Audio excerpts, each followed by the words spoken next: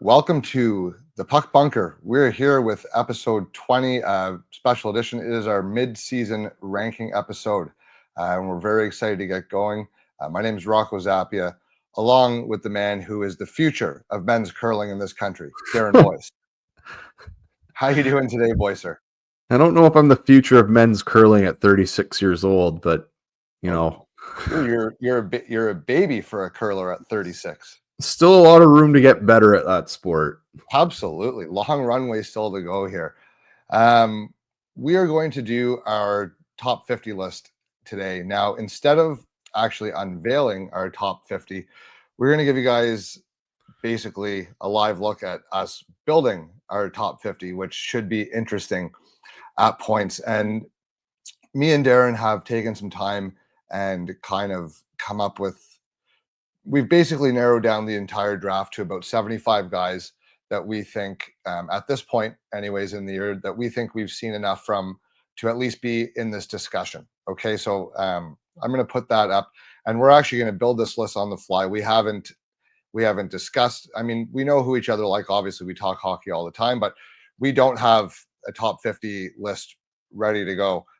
So we are going to actually do this, and you can see the debates and the points that we're making and why we like certain guys more than others. And hopefully it leads to a pretty entertaining episode. Now you'll see on the screen there, these are all the guys. We have them separated by position.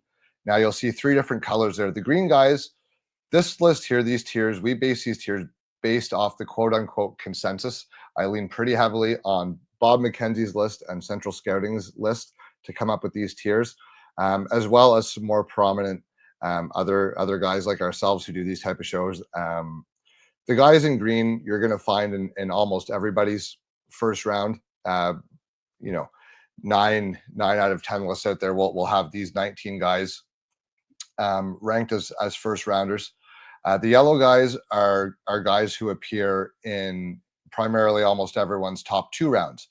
So we're going to be using a good chunk of those players. And the blue guys are basically guys who have appeared sporadically here and there in people's top 2 rounds, whether that be Bob McKenzie, Central Scouting, or guys that we've scouted that don't necessarily appear on some of these lists that we really like as well. So there's going to be a few names sprinkled in from there, and the names that we don't rank here in our top 50, we're just going to be considering them honorable mentions as we work towards a bigger and more complete draft list for the next time that we do this. So without further ado, let's get into trying to build this list and see if we can do this in one day and get all 50 names in an order that we agree on. So Darren, I think how we should do this is, we'll start at the top, and at a certain point, let's just start throwing names out there, and we'll place them amongst the list and see how this. All right. See how this goes. To our producer Morgan, I apologize in advance. This one's going to be some work for you, I think. So Darren, I'll give you the honors. Who would you like to see go first overall on our list? I think Matthew Schaefer is number 1 on this list. I think that's pretty. So, yeah, I think that's pretty. Pretty clear. There. We've been saying that since our very first episode, that we felt he's probably the best player in the draft. So good on us, because everyone's finally getting on board. I guess out of our I do like how everyone else has gotten on board after one game at the World Juniors, but nonetheless. Well, clearly all of our 200 viewers are Bob McKenzie and Central Scouting, and everyone else are taking our tips. I can't imagine, but that'd be nice. Number 2 overall, I'm going to propose Michael Misa. Sure, that seems correct. And I think we're now in line for our first debate of the night. Darren, sure. Who would you like to see third overall? So I'm going to propose Caleb Desnoyers here. You're going to propose Caleb Desnoyers. Okay. Now, the prevailing thought here is that Hagens is number 3 overall. What makes you not want to go in that direction? Okay. 1, the hockey sense skill is far and away better than Hagens. In terms of Desnoyers, I think there's a better runway of player, at least potential wise. This is a 6'1", 6'2" body that's 175 pounds. He's going to grow to be about 205, 210. He's already quite physical and already very good with his physicality. What's he going to look like again at 205, 210? Also think he can play center very effectively at the next level. I don't think it's really a question at all that he can play center. Do you have that question with Misa? Or I mean with Hagen, sorry? I do have that question with Hagens if he can play center. Yes. I don't think he's the 200-foot player that Desnoyers is. I don't think he has the kind of other parts of his game. So, for instance, Desnoyers is very good at getting the puck for his team, whether that's with takeaways, whether that's with, being in the right position, constantly, or just winning battles with his size and, again, his physicality, even though he would be quote unquote kind of weak for what he will end up being. With Hagens, again, smaller body. I'm not sure how much room he has to grow in that regard. You already kind of did see it at the World Juniors that he does struggle a little bit away from the puck. He does kind of struggle with, getting the puck. He's great when he has it, but again, half the game is getting the puck back. So, I mean, I like Desnoyers' potential more than a lot of other people do. I just, again, even another guy we've talked about before, like Jake O'Brien, again, another very, 6'1", 6'2" body, 175 pounds. That's going to grow. You're going to get, that type of player is going to get stronger. I can see improvement come from that. Now, so what about the argument here that James Hagens simply has more talent, that he has a level of skill that perhaps Desnoyers doesn't? There's things that I think Hagens can do. So what are the things that Hagens does better? Like, what are the things he does better? Well, the biggest differentiator is what he can do with the puck at top speed. Okay. That's and now I will say that is maybe out of a 200-foot hockey game, that might be the one thing that he's better at. But when you're moving up to play against better players, sometimes there is just a divide in the skill level between guys, and that could be. You see what I'm saying? Could I argue that he might have just a little bit more offensive upside to become a 90 or 100-point player that Desnoyers just simply doesn't? Can I argue, though, that Desnoyers' hockey sense is probably just as good or as better as Hagens' top speed skill is? Like, is that wrong? No, because we're having a bit of a this is like a philosophical argument. We're having a bit of a manufactured debate here because I don't have Hagens third. Fair enough.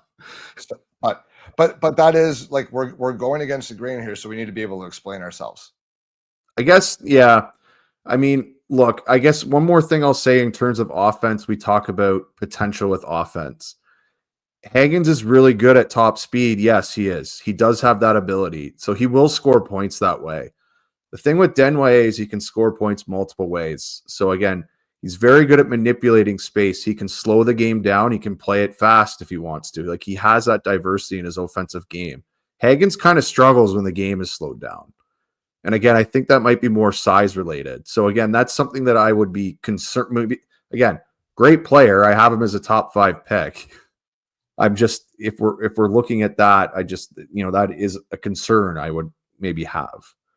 I don't disagree, and I think in the nitty-gritty of a playoff series, I think I'm going to like Caleb Desnoyers a little bit more than James Hagens, and I'm fine with putting Desnoyers at 3. That's also who I have there. Next, you might not like this one. I'm going to say the 4th overall pick should be Anton Frondel. Okay. And now he bounced around to many different teams at the start of the year, and not bounced around because that makes it sound like he's a suitcase, because he's not. He just had the opportunity to play on different levels. He's pretty much too good for one league and not quite dominant in the men's league yet, but he's played very well in that men's league. And this recent stretch of play here that he's had the last month has put him back into the part of the conversation for me that he was at the start of the year, which was a top 5 pick, potential top 3. And dude, you want to talk hockey sense as an argument for Desnoyers over Hagens? I think Frondel has more hockey sense than maybe most of his teammates combined on most nights. He's almost never in the wrong spot. And we've had debates about this guy. And I know you don't think that he can necessarily drive the creativity of a line, but I don't agree with that anymore. Geez, he's been something special to watch. That game against the Americans, dude, he was the best player on the ice. Now I know there wasn't a ton of other maybe high-end guys in that game, but he was the best player on the ice, like by 20 miles. It wasn't even close. And that goal that he scored, where he came in, cut across the ice, did some friggin' weird thing with his hands where he looked like he was going to turn the complete other way and pass it to the guy streaming in. Then he just pulls it back, steps around the D, and rips one low blocker past the goalie. Like, that was one of the smartest goals that I've seen from any prospect all year long. Okay. And I'm not just saying it's based on one goal, but his play the last month has really taken a step up. Yes, I've watched. We've both watched him lately. I've moved him up too. I was even talking about that on Twitter, I think yesterday or the day before. I'm kind of seeing it now. Like, I see the offensive potential. I still don't see the offensive play driving per se that you do. I do see the potential that he could play on a first line though, because he can shoot the puck and he can go get the puck. So that, like, I can see that. I can understand that. No, but do you agree? No, go ahead. Do you agree with my take on his hockey sense, that he has very, very high end, if not elite hockey sense? He has very good hockey sense in terms of his defensive game. Yes, I agree with that. I think offensively, he's maybe a little bit, maybe there is more potential, because I feel like he kind of leans to being a bit more conservative than he does to aggressive, perhaps. So maybe that's where the potential lies, and you want him to actually try more things, because he plays a pretty professional game already, right? So we agree that he plays an excellent two-way game, right? Yes. So in my opinion, I moved him up obviously on my list the last couple weeks here. One thing I do, okay, let me try to explain this correctly. You have to edit this out, but anyway. We're just going on the fly. No edits. No, but that's the point. We want to see, I want people to see the debates that we actually have, and if we say some dumb shit, and that's why we're doing this together to build the list. So I can see him making the NHL next year. I think that could happen. His body's big enough, he's physical enough that he can play in that league. I think that is an actual possibility. Now, what I do worry about in terms of potential moving forward, so I did play the one side that maybe he's playing more conservative. If he makes the NHL next year or the year after, he's going to be in a more third line role. He's going to be in a lower role. We talked about that in a previous episode. So that might hinder his development a bit, because he might just get pigeonholed in that role. Very possible. Another thing with him, geez, I'm having trouble explaining myself right now. That's okay. Yeah. So can I say something? Yeah, go ahead. Go ahead. While you gather yourself, if we're looking at a guy that we agree is elite defensively, okay, we agree that he has at worst very good hockey IQ. I think it's very high end, and my point can leave room for that discrepancy. But if you show me a guy who's excellent defensively, he's a center, he's strong, and he's at worst above average intelligent, and he's got one of the best one-timers in the draft, I'm going to show you a guy that's going to be 30 goals and two-way stud at worst. I think that's I think that's kind of his floor, and that's a top 5 pick any draft. I think I don't think you're outrageous to have him 5th. The other point I wanted to make is that he's 6 foot and he's about what, $195? He's not 6'4". No, I said I have him 4th. But I mean, he's 6 foot tall. He's basically developed already, right? Whereas we talked about a guy like Denway who's not developed. So I think that to me is a big difference here. But however, the guys we're comparing him to are Hagens, who's smaller. I don't see how much he's really going to develop. And Martone, who, again, bigger body, he's pretty developed. But again, these are bigger guys. They can kind of take a little longer to develop, kind of grow into their body. Now, do we think that that's our top 6, Martone and Hagens and Frondel? I mean, yes, I can buy Frondel over Martone at this point. I am okay with that. I think that's definitely I think that's a realistic argument. I really struggle with his skating. That's with Martone, I can't get past the skating flaws that he has. It really does, especially when at the top part of the draft, it really worries me. So So I'm do you have Martone 6? I had him 5th, but I mean I'm willing to buy the argument that Frondell's ahead of him. And So you have Hagen's 4. yeah, I think again with your offensive upside part, I mean Hagens does have that skill where again he can do stuff at high speed that others just can't. So it's kind of what we value most here, right? Yeah. And so again, I mean, I would put Martone again. He has, if we're looking at what's going to be the biggest flaw out of those 6 guys, I think it's Martone's skating. Like, I think that's The the most biggest worrisome. thing. Yeah, that's the thing I'm most worried about out of anyone in the top 6 there. Like that would be the thing I'm most worried about. Yeah, no, I agree. And the consistent, and that's another thing I like about Frondell. He's a very consistent competitiveness. He goes. Yeah, Whereas I've seen instances of Hagens and Martone taking shifts off. it's true. Definitely Martone. I mean, there are times where it just doesn't look like he's totally into the game. I just also as well, like I just also don't have any questions about Frondell. The other two I do. I do question Hagen's defensive give a fuck meter a little bit. And I question Martone. Well, I do. And I question Martone's skating a bit. Now I've Yeah. seen examples of bad skaters like Brady Tkachuk and Jason Robertson couldn't skate either in their draft year. They're a 100-point player and a 40-goal guy, 35-goal guy, captain of a team, right? Two amazing, two of the best wingers in the league. Couldn't skate. Yeah. Corey Perry couldn't skate. MVP, right? So I have I'm at 6'4", as long as Martone wants it, he'll be a top 3 offensive player from this draft. Yeah, like you talk about Brady and you talk about Perry, like they kind of wanted it, right? And They they're wanted a lot. That's the thing. Yeah, like that's so it's Robertson wasn't tough in his draft. Like he wasn't soft, but he wasn't he was a more perimeter playmaker, which is why he went 2nd round. But yeah, you could see the skill and the playmaking there.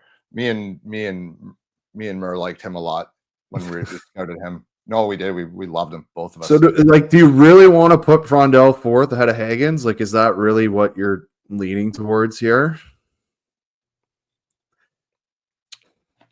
I'll tell you what. Well, you had Frondell 6, so let's put Hagens 4 and Frondell 5 and Martone 6. Can you live with That's that? fine. Yeah, I'll take the next tiebreaker if we can't agree. I'll give you this one, because that's more the consensus probably, anyways. But honestly, I would not be shocked at all if the next set of consensus lists that come out don't have Frondell ahead of him. Like The last thing I'll say about Frondell, just he's we talked about been as good as he can be, possibly.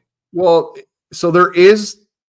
So again, he does have a very good shot, and it's a very good one-timer on the power play. Yeah, He can get points that way. Again, he could score that way in the NHL. I think that will be a threat for him there. And he's smart too, so he knows how to get open for those shots. And good players in the NHL level will find him. Well, the other thing is too, you just said it. He's smart. A coach is going to put him on the power play probably at a young age, so there is that possibility as well, and they're not going to worry about him. Right.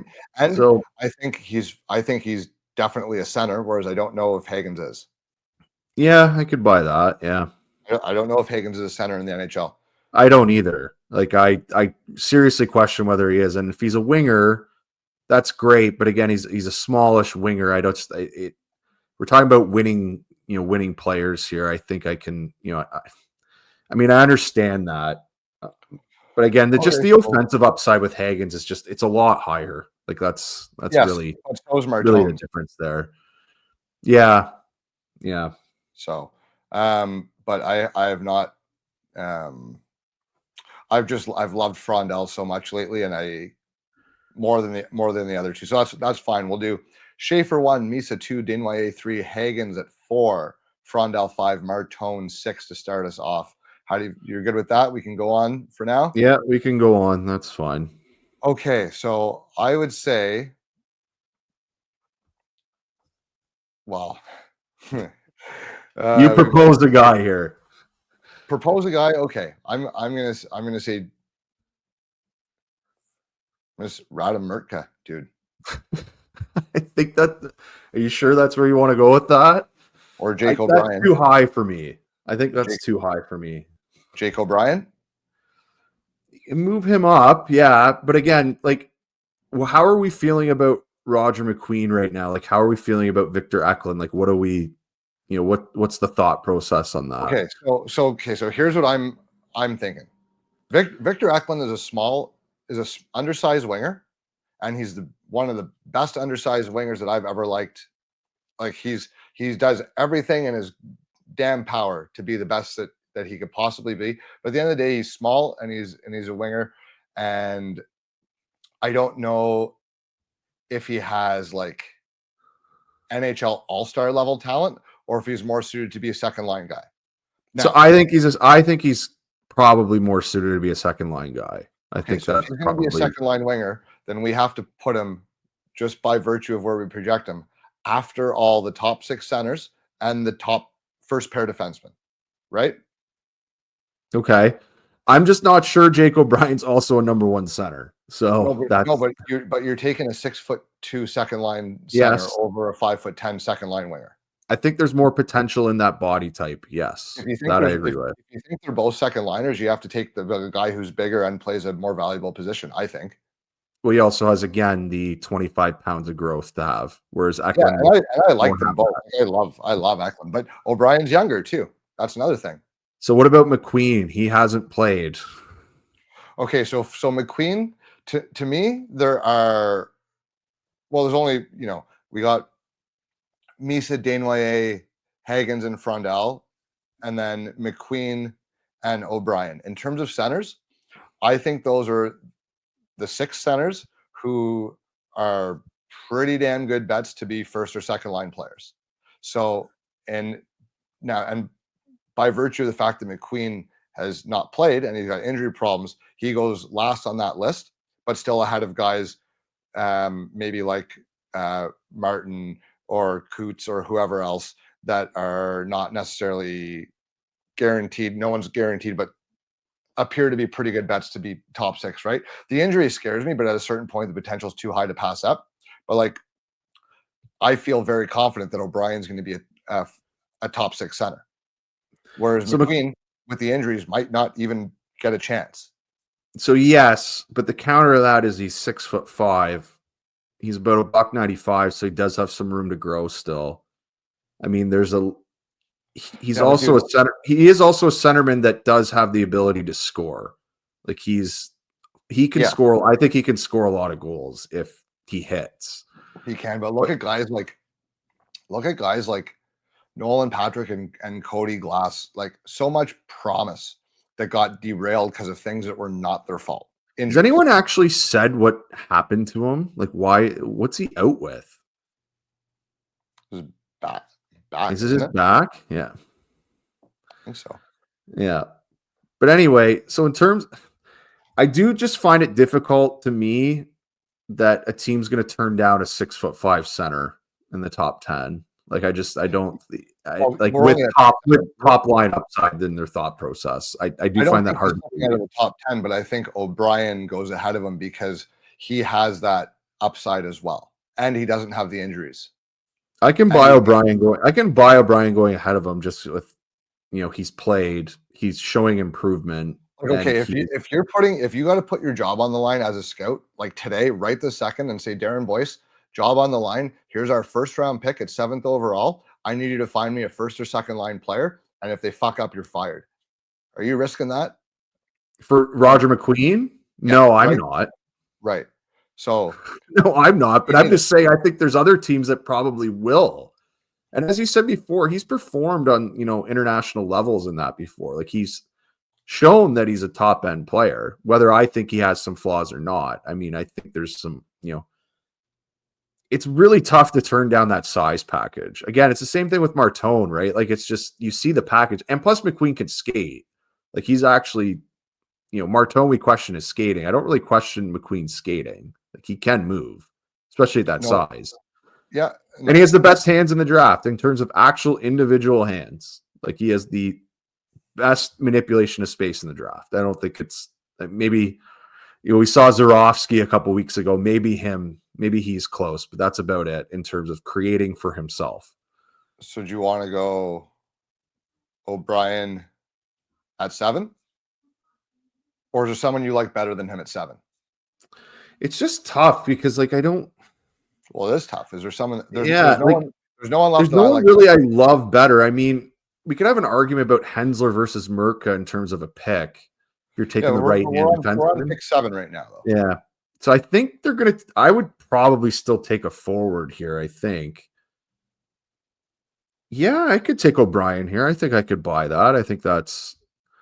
I don't have a problem with that. He's shown a lot of improvement. My only, again, I just think he's a safe top 6 forward. And historically in drafts, we see them go in the top 10. And honestly, before the wingers and the defensemen, you see any guy that teams think is a top 6 center pretty much goes early. I can also see too the potential that you could see in the player. Again, as we talked about, 6'2" body. I think Jake O'Brien. I think Jake O'Brien has more offensive upside and room to grow than anybody in this draft. Well, he's playing in Brantford. They're not okay. They're a trap team. Good team. They trap half the time. Yeah. So, and he's still putting up numbers. And he still does put up numbers. That's correct. So it's not like he's been let go and just go get offense. Like he's playing within a system and playing defensively responsible hockey and getting points within that system. That OHL, in a small rink, mind you. And I've got half a mind to rank him above Martone too. Honestly. Okay. No, we're not going to do that yet. No, we're not. But I'm just saying the debate because you watch that OHL top prospects game, Martone scored the winner, and that's what was all over the highlight reels. Jake O'Brien was the best player in that game, and he won the MVP, rightfully so. But he was the best player in that game, and that game had Misa and Martone in it, right? So some high end players, and Jake O'Brien went up there. Every time he's paired with other guys who are as good as him, he looks unreal. I think him and Frondell are my guys that I think have the really, I mean Schaefer too, but truly elite thinkers of the game. Well, I would say Denway is a pretty elite thinker too. A lot of elite thinkers. Denway and Misa are right out there. I don't think offensively. I think I like Denway's overall game and package and safety a little bit more than O'Brien. But if O'Brien ends up becoming the better player, it wouldn't shock me. No, he might. Again, I think he probably does have some more playmaking upside than Denway has. I think Denway is probably maybe the more O'Brien. He really manipulates defense as well when he has the puck. He's so good at sucking guys in and forcing defensemen to not just open up a lane, but open up the lane that he wants them to. He tricks them all the time. Could I say this? Denway probably will be maybe a bit more powerful player than O'Brien, but O'Brien will be probably the better playmaker. It's probably I completely agree with that. Yep, 100%. Okay, so we got O'Brien 7. Number 8, who would you like to see here? Well, it's the same guys we just talked about. I think it's that group of 4. We have Eklund, McQueen, Hensler, and Merca. Yes, Eklund, McQueen, Hensler, and Merca. Yes, those are my next 4 as well. What order do you have them? As of today, I had Eklund, Hensler, McQueen, Merca, and I'm assuming you probably have a different. You have a different way than I am because you wanted to take Merca 7. Yeah, I have it. Merca, McQueen, Eklund, Hensler, and the reasons for that. Merca, I think, is regardless of what you think of his offensive game, I think he is pretty much a lock to be a first pair defender, even if it means as a shutdown guy. I see this guy being a 24, 25 minute a night right-handed defenseman, and at his size, it doesn't, his size and skating doesn't come along. There's maybe one guy per draft that has it, if that. And the same thing with McQueen. The combination of size and hands is going to be too much. Like Eklund, I love Eklund, but he's a small winger that you even said yourself you think is going to be a second liner. McQueen could be the best player in the draft. And Hensler, my thing with him is he is steady Eddie. I just don't see the upside with him that I see with Murka if the whole package comes together. And I do see a very similar floor because Hensler may not be much of a point producer at the NHL level. I think he might be more of a, start the play, first pass kind of guy, break up the rush and move it the other, more of a transition defender than really a true puck mover. So give me the guy that's bigger and I think better defensively. But those would be my reasons for having Murka and McQueen, and Murka over McQueen just because McQueen's hurt and I haven't seen it, and I'm confident personally what Murka will be, so I would just have a little more confidence in that pick. But I'll hear your reasoning, Sarah. So now that we've talked about it more, I'm wondering if out of this list that Eklund's 11th, because again, it's the smallish winger, right? And I think that right-hand defenseman, and they're both, one of them is a really good skater that projects very easily the NHL skating wise. And the other one, and then the other one's a 6'6" guy who also projects the NHL right hand, who projects very well. Is he not a very good player?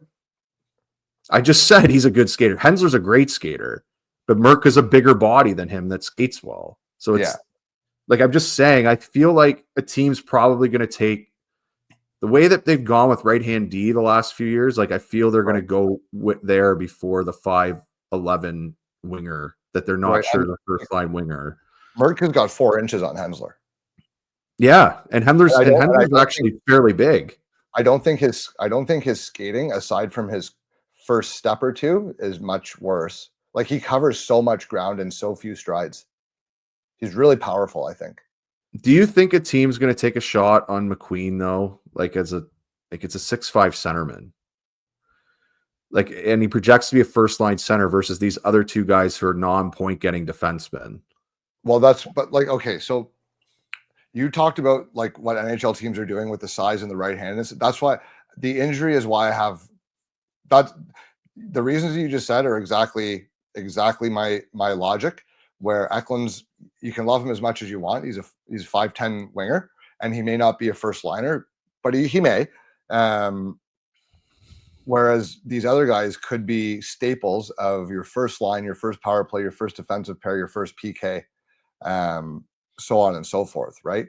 Murka will be a first unit player, I think, at even strength and on the PK for sure. And I think he could maybe be a second PP guy, but even if he doesn't, it wouldn't change my opinion of where I would take him.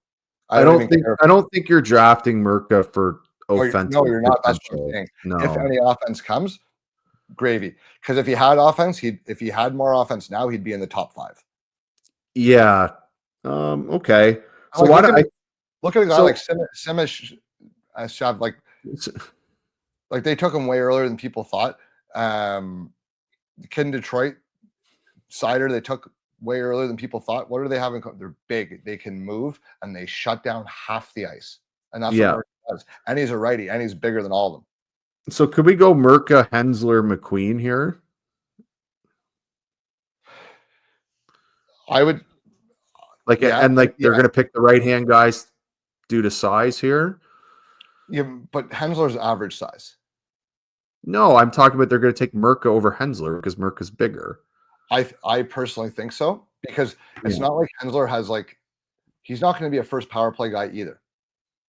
No. So he's kind of the guy though that he's not going to be a first power play guy. You might as well take the guy who's better the rest of the way. I do wonder though if a team just sees the skating and thinks he can. I do wonder.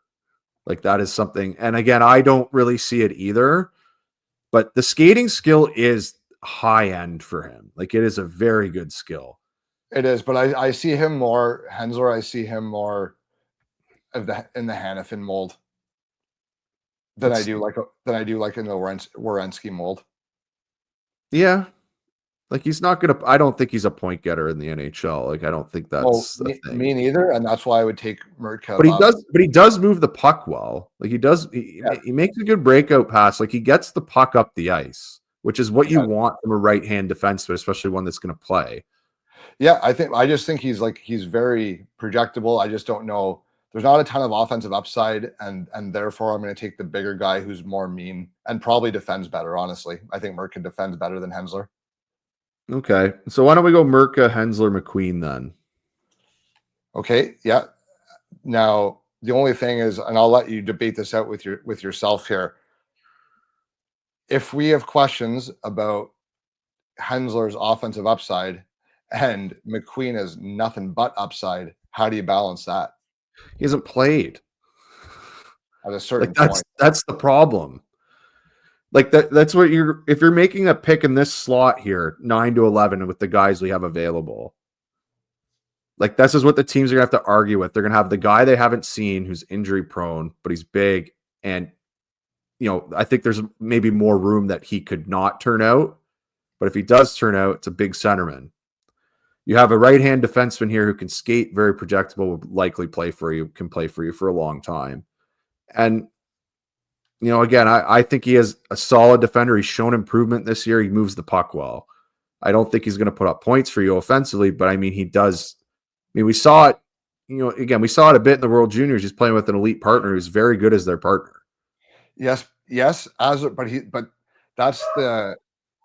it's not an impact player. It's a support player. Whereas McQueen, if he hits, like, dude, people are talking about him maybe first overall before he got hurt, right? Injuries do matter, though. And again, from my perspective, with him where it's almost like a do not draft.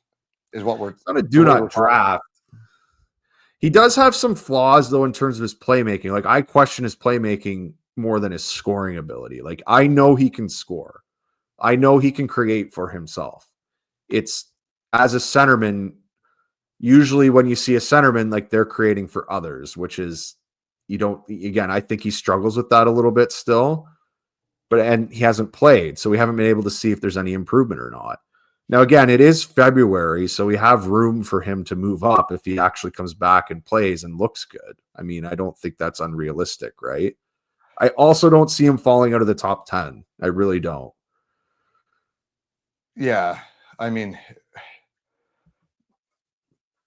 no, it'd be tough for me to see him out of the top 10. I honestly would take him over Hensler because of the upside. I'm at the point where the true elite upside guys we've gone through, and I would like I said at the beginning, I would rank him last out of all the guys that I'm sure of having first line upside or second line center. He would go at the end, but I'm at the point where I'm at like Hensler. I like him. He does nothing he does excites me. Whereas McQueen has a lot of exciting traits. Yeah, I think Hensler's skating excites me. Like, I really, again, do like how he skates. That, I guess I'm maybe a little. His skating is great, but there's lots of guys who are great skaters who only are second or third pair defensemen because they don't excel. Yes, but again, yeah. I mean, he's a second pair defense. So a second pair defenseman, though, and we think Eklund's a second line winger. Like, I'm taking the second line defenseman at least. Like, we're doing that, right? Yeah. I would have Eklund 11. Yeah. Like I have of those four. Where am I here? Yeah, Eklund. I have Eklund ahead of Hensler, but I would go McQueen, Hensler, Eklund, and move on with that and be happy with it. All right. So yeah, okay, that's good. All right, settled. Okay, so we have our top 10. Schaefer, top Misa, 11. Desnoyers. Yeah, Schaefer, Misa, Desnoyers, Hagens, Frondel, Martone, Jake O'Brien, Radamurka, The Raj, McQueen, Hensler, and Eklund to start our 11 to 20. Now, we have number 12. Darren, who would you like to see here? Because I'm gonna propose a name that you're not gonna like, but Go ahead. Propose it. I'll let Jackson Smith. It's not that I don't like it at all. Like, it's not that I don't like it. No, it is. I have him right here. Like, I have him in this range. So the other guy I have here is Blake Fiddler. And again, I know that's a jump up from maybe some lists. But again, we're talking about a 6'4" right-hand defenseman who I think skates decently well. and takes up half the ice, which we just talked about. So I think he should be going in this range here specifically because of what we talked about. I think he's at worst a second pair defenseman. He's an insulator, but I think he can play in a second pair. I think he can maybe even play in a first pair if he's with a really good partner. Now, Smith has more offensive upside than him. I think he definitely has more creation than him. My problem with Smith is his decision making. He still makes a lot of boneheaded decisions, and that keeps bothering me every time I watch him. But and it should, because that's what costs you at the NHL. Some of the turnovers he makes are in the back of the net that he gets away with it at the junior level. Yes, exactly. So, and even with his offense, this is okay. You're maybe going to jump on me for this one. I get it. Like, I think a guy like Brustevich has more offensive upside than Smith because he picks his spots as an offensive player better. And Smith doesn't pick his spots well. And I think I think Smith has that is part of being an offensive defenseman, right? You have to pick your spots properly. Yeah, but upside, I think when we're talking like upside is the combination of tools that if you put it all together, what is it? Whereas, so I think Smith has more upside. Well, okay, we're talking about it's a 6'3" left shot defenseman, correct? He's a good rush defender. I think he runs around in his zone a little bit too much, and I worry that he explores for offense too much. You also don't think his skating is as good as I think it is. No, but you also don't think Fiddler's skating as good as I think it is. I think Fiddler's skating is good, but you are telling me that's in the same range as Mertka, and I don't buy that. Well, Merka's bigger than him. You've won that argument. Okay, won that argument. We're just talking skating.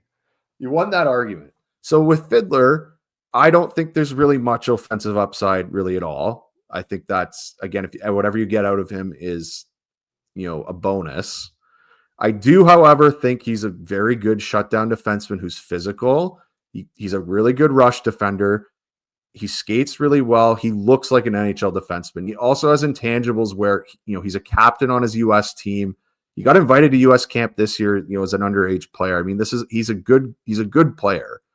He's going to play. He's going to be an effective NHL defenseman. I also don't question Fiddler's decision-making like I question Smith's. Like, Fiddler knows what he is. And I think that's kind of the difference between them.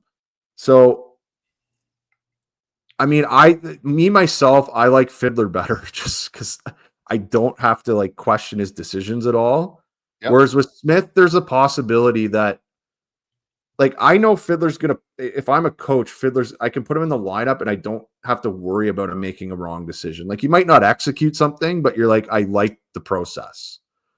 You're going to like the player, you're going to like the process. With Smith, he's going to make some decisions where you're like, man, I can't play you.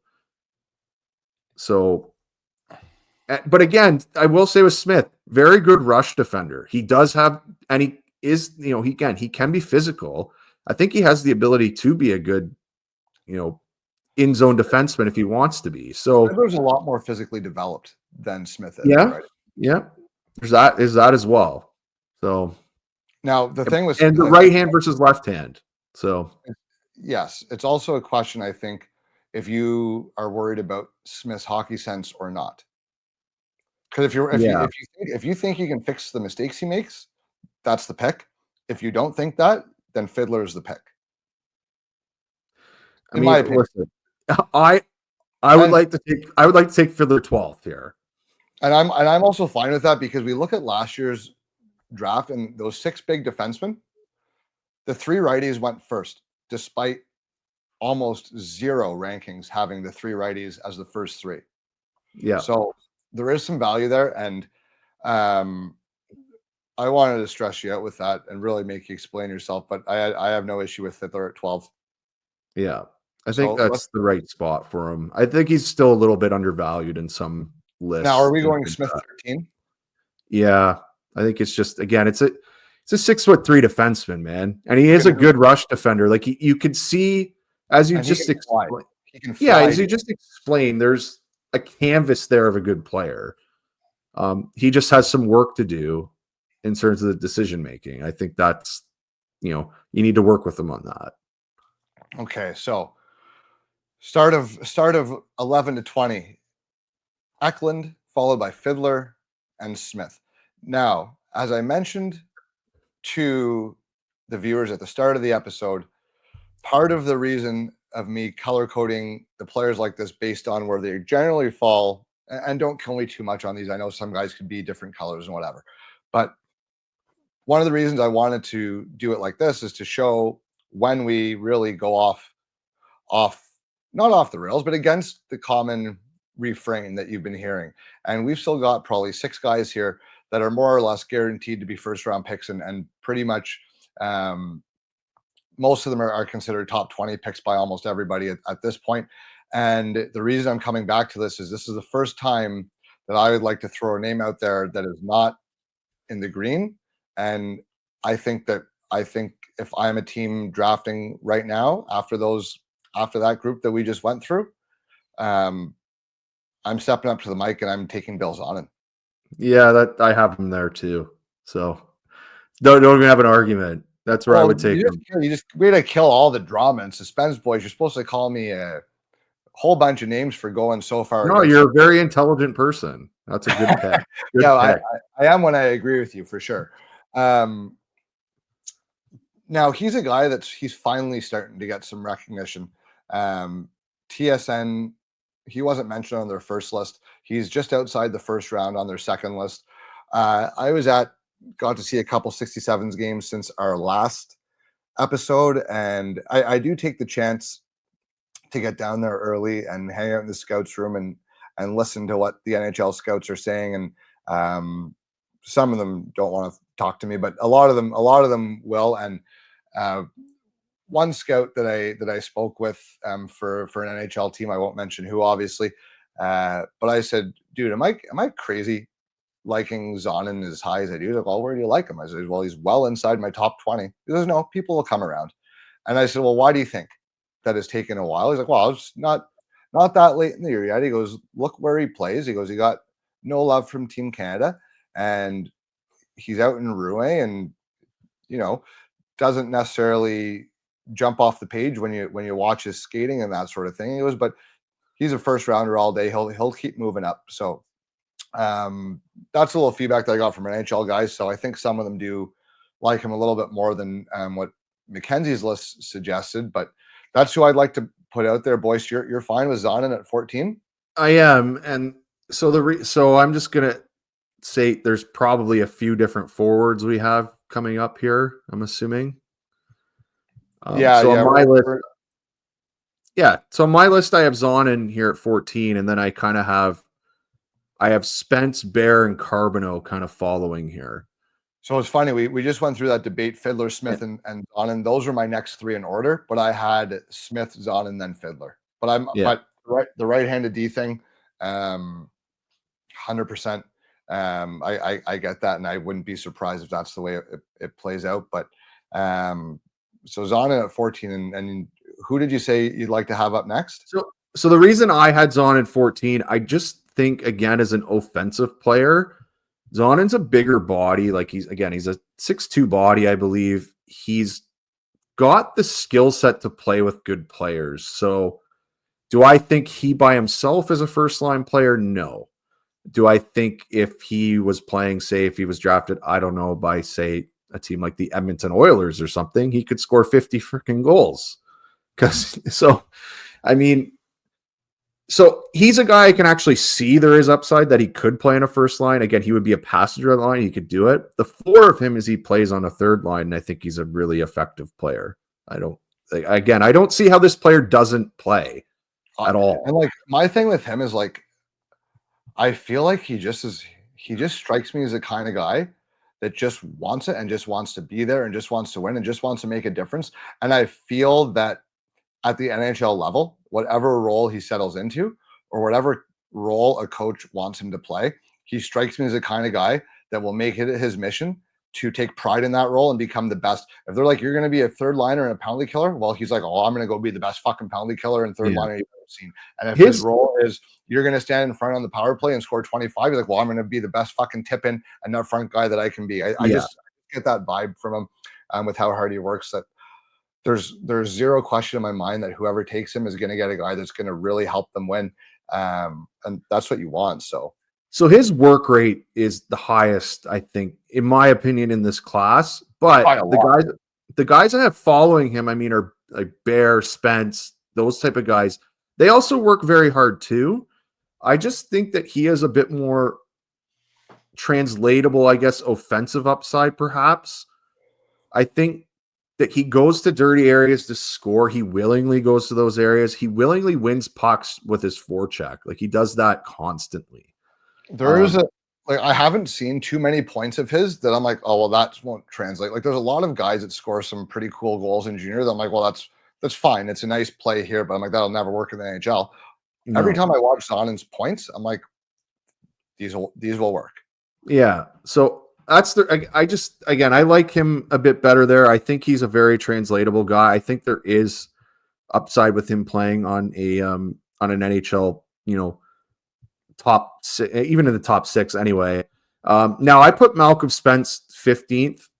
The reason I put him there, or at least that's who I'm proposing here. Now I know his point totals are a bit lower than Zonin. Similar type player though. I think he's a better skater than Zonin. He can also play really well with good players. We've seen that on multiple occasions when he plays, with his peers. He's very good in those roles. Yes. He's another very projectable NHL player. I think at worst, this guy plays on a third line in the NHL. I think he's very effective there. He forechecks really well. He works hard. He's shooting the puck more, which is something that, I had, kind of complained about with him before because he has a good shot. So I think this guy's a very safe guy to take at 15. I like the size component. I like the way he skates.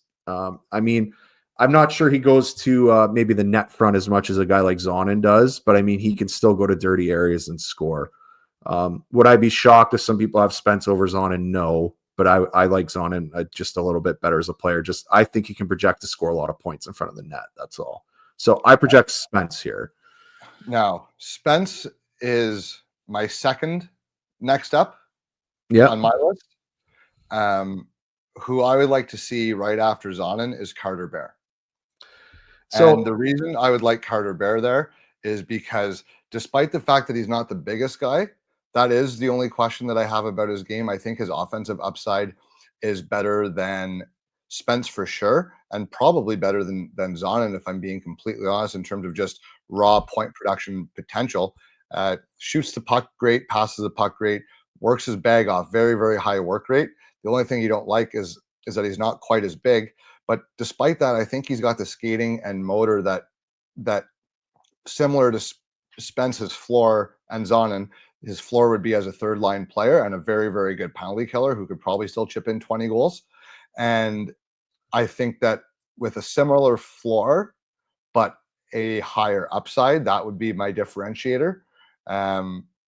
Spence is extremely safe, but I haven't been necessarily excited by him. And he looks great when he plays with other great players, but I haven't seen him really take over a shift. I haven't seen him really take over a shift. Whereas with Zonin and Bear, I've at least seen instances of them being able to do it a little more on their own. But that would be my reason. But they're my next two. Bear and Spence are the next two guys I have on deck. Anywho. So the reason I'm going to say Spence here is I think with him and Zonin, I think it's a legit possibility that they maybe play wing on a first line. I think it's a legitimate possibility. I think it's I don't know. Like I think Bear's probably going to play center. I'm not sure he's going to be a first line center. No, so, I'm almost thinking that he's better suited to be a first or second line winger. Well, maybe that's it. But that's kind of my thinking there is like Spence could be a very good, 6'2", complimentary winger who wins pucks. He's big, he's fast, he plays with, again, you're playing with a very high-end centerman. This looks like a very good line mate, very easy line mate to play with. Same with Zahn, and I think that's, again, very easy. All three of these guys actually are very similar players. I mean, Baird also works really hard. He's just smaller than them. That's all. Yes. So that's my logic there. I think he's got a little more skill than Spence, but if you want to go with them as the next two guys, I'll concede this one. I think it's my turn to concede a spot. So we can go Spence at 15 and Bear at 16. Does that sound okay to you? That's fine. Yeah. Okay, so Spence there and Bear. Now,